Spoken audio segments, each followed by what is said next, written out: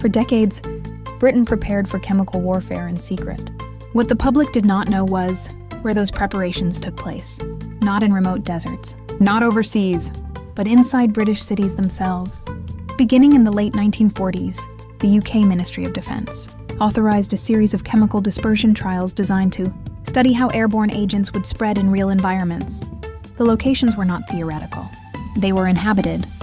Subway stations, coastal towns, residential neighborhoods. The substances released were described as harmless simulants, zinc cadmium sulfide bacteria aerosols intended to mimic chemical weapons without causing harm. Officials believed the risk was minimal. Consent was never requested. In London, chemicals were released inside the underground to airflow through tunnels and platforms. In Dorset and other coastal regions, clouds were dispersed over towns to study wind patterns and population exposure. The experiments continued for years. Records show these tests were not covert operations in the field. They were bureaucratic programs. Approved, logged, reviewed, and then quietly archived.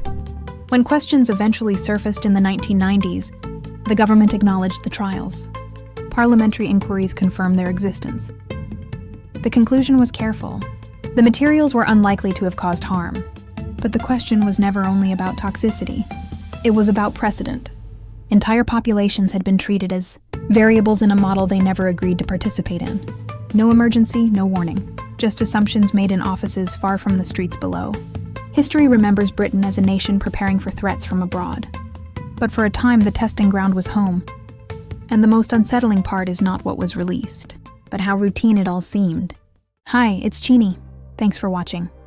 Don't forget to like, follow, or subscribe to get notified when a new story drops.